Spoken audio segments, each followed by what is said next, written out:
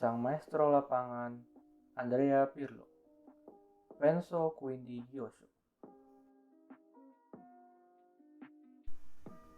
Identitas, judulnya I Think Therefore I Play atau Penso Quindi Gioso. Pengarangnya adalah Andrea Pirlo-nya sendiri. Edisinya cetakan ketiga April 2018. Penerbitannya Jakarta, KPG 2018 dan 2013 Arnoldo Mondadori Editore, Milan, dan 2015 Mondadori Libri, Milan juga.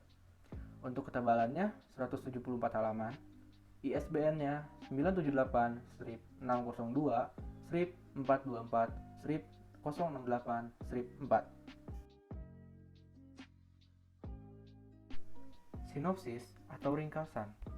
Andrea Pirlo lahir 19 Mei 1970.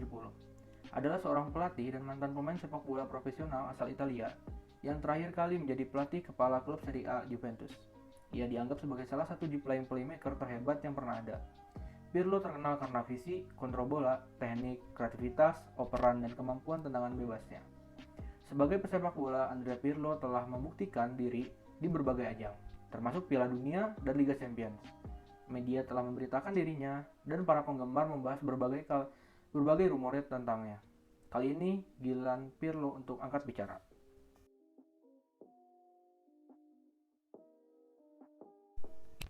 Pirlo tidak hanya menuturkan kisah tentang dirinya, ada nama-nama besar lain di sini, seperti Lippi, Conte, Guardiola, Ibrahimovic, Maldini, Nesta, Balotelli, Berlusconi, sampai Ronaldo, dan tidak melulu soal pertandingan atau gelar juara. Pirlo bercerita tentang sahabat sekaligus seturu abadinya dalam game di PlayStation, tentang makanan favorit Filippo Inzaghi, dan kebiasaan-kebiasaan aneh pemain lain, tentang rahasia tendangan bebasnya, tentang asal-usul keluarganya, ditulis saat ia masih berkostum Bian Cornero. I Think Therefore I Play mengajak kita mengintip isi kepala Andrea Pirlo dan menyelami lebih dalam pemikiran-pemikiran salah satunya gelandang terbaik di sepanjang masa ini.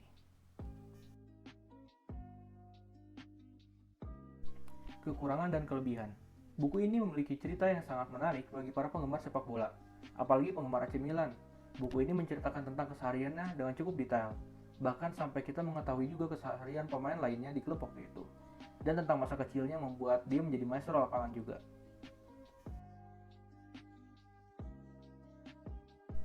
Tetapi, buku ini mungkin cukup membingungkan untuk orang yang tidak begitu mengerti bola ataupun tidak menyukai bola, karena buku ini sangat kental dengan sepak bola. Hampir tidak ada hal lain yang dibahas selain yang berhubungan dengan sepak bola. Buku ini juga lebih banyak menceritakan saat dia berada di Milan, dan ketika membela timnas Italia. Hanya sedikit yang menceritakannya ketika di Juventus, sehingga bisa dibilang buku ini cukup singkat dan jadi kurang mendalam. Buku ini juga penulisannya cukup baik dan cerdas yang agak membuat kita meragukan itu tulisan seorang pemain sepak bola. Penulisannya cukup detail, untuk kata-kata sulit akan ada penjelasannya juga.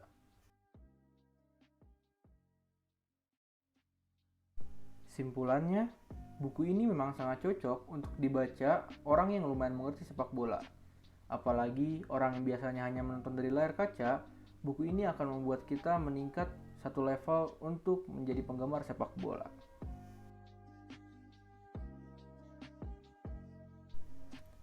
Sekian dan terima kasih.